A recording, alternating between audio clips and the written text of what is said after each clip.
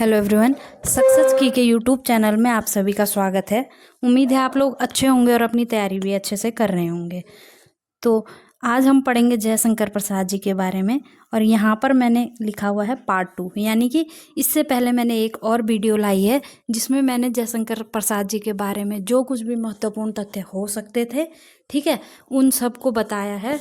और आज मैंने कुछ और कोशिश करी है इनके बारे में महत्वपूर्ण तथ्य लाने की, ठीक है, जो कि आपके लिए आने वाले पेपर के लिए इम्पोर्टेंट हो सकते हैं। तो चलिए जानते हैं जयशंकर प्रसाद जी के बारे में, ठीक है, और इनकी रचनाओं के बारे में। तो सबसे पहले जो जयशंकर प्रसाद जी थे वो एक भावना प्रधान कहानीकार लेखक थे, ठीक है। क्या थे ये? भावना प्रधान कहानी लेखककार, ठीक है। तो इनके पिता का नाम था देवी प्रसाद और माता का नाम था मुन्नी देवी, ठीक है। और इनकी जो पत्नी थी वो थी कमला देवी, ठीक है। और इनका जन्म हुआ था, जैसे कि मैंने आपको कल सन बताए थे, तो इनका जन्म हुआ था उत्तर प्रदेश में वाराणसी में, ठीक है, काशी वाराणसी में। और अब बात करते हैं इनकी रचनाओं की। तो सबसे पहले जो छायावादी रचना है खोलो द्वार, ये 1914 में इंदु पत्रिका में प्रकाशित हुई थी, ठीक है। और हिंदी में करुणालय द्वारा गीति नाट्य की भी शुरुआत हुई थी, ठीक है। तो करुणालय द्वारा हिंदी में गीति नाट्य की शुरुआत हुई थी, ठीक है। बात करते हैं रचनाएं। तो पहले ब्रज भाषा में 1909 में इंदु पत्रिका का मासिक पत्र का प्रकाशन शुरू हुआ था, ठीक है। 1909 में क्या हुआ था? जो इंदु पत्रिका है इसका मासिक पत्र प्रकाशन शुरू हुआ था, ठीक है। अब बात करें काव्य संग्रह, तो काव्य संग्रह प्रेम पथिका ब्रज भाषा स्वरूप सबसे पहले इंदु 1909 में प्रकाशित हुआ, ठीक है। इसके बाद है अगली है चित्राधार। तो इसमें आती हैं 1918 अयोध्या का उद्धार, और दूसरी है वन मिलन, और एक और है प्रेम राज्य, ठीक है। ये सब कथा काव्य किसमें है? इसमें संग्रहित है। किसमें है?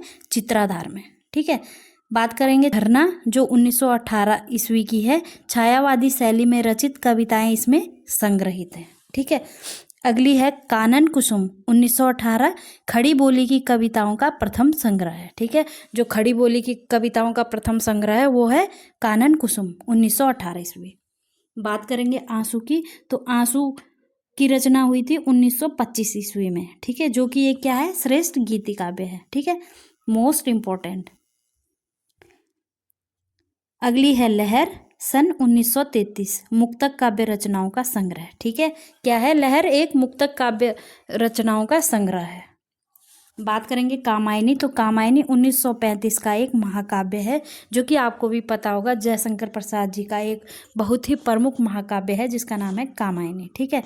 बात करेंगे नाटक की, तो नाटक सज्जन सबसे पहला है 1910 ईस्वी।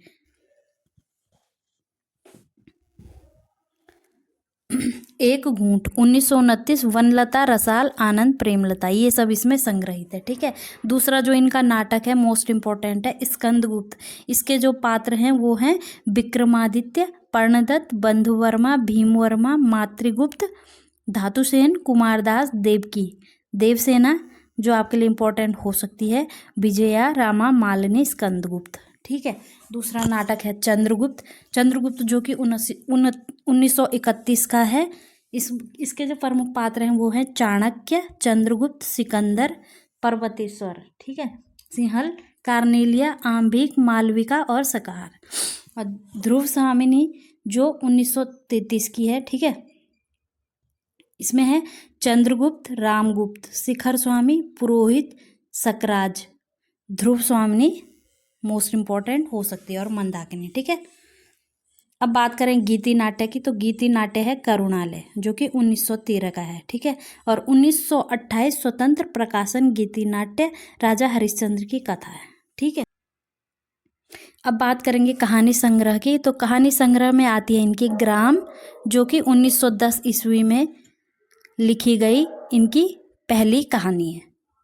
आकाशदीप 1929, इसमें 16 कहानियां हैं, ठीक है। और आंधी 1929, इसमें 11 हैं। इंद्रजाल 1936। अब बात करेंगे कुछ महत्वपूर्ण उपन्यासों की, तो उपन्यास हैं इनके कंकाल 1929, तितली 1934 और इरावती 1934, ठीक है। आगे देखेंगे निबंध, तो इन्होंने कुल 8 निबंध लिखे थे 1939 में, ठीक है। ये जो कामायनी है, कामायनी को सुमित्रा नंदन पंत ने ताजमहल के समान माना है। ठीक है, इनकी सबसे महत्वपूर्ण रचना की तो ये है कामायनी। ठीक है, जो कि 1935 में रचित है। यह प्रसाद की सर्वश्रेष्ठ रचना है। ठीक है, जैसा कि मैंने आपको बताया ये एक क्या है, प्रबंध काव्य है। ठीक है, कामायनी क्या है, प्रबंध काव्य है। इसमें आदि पुरुष मनु की जीवन की गाथा का वर्णन है। ठीक है, मनु की गाथा का वर्णन है इसमें। और कामायनी में सर्ग हैं 15।